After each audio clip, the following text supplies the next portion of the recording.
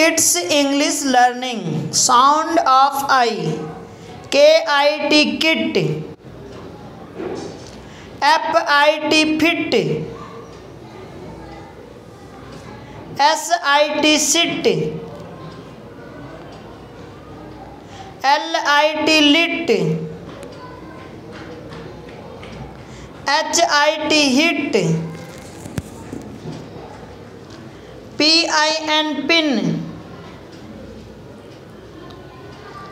BIN bin. FIN fin. ZIN gin.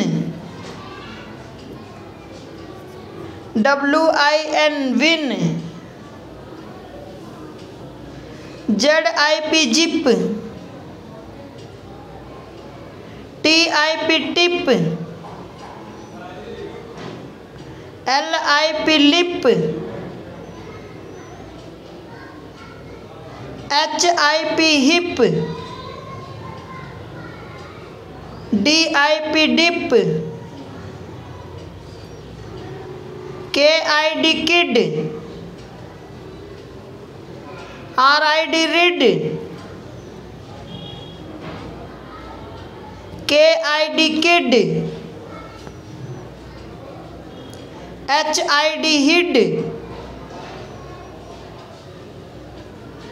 BID bid. Thank you for watching this video. Please like, share and subscribe my channel. Thank you.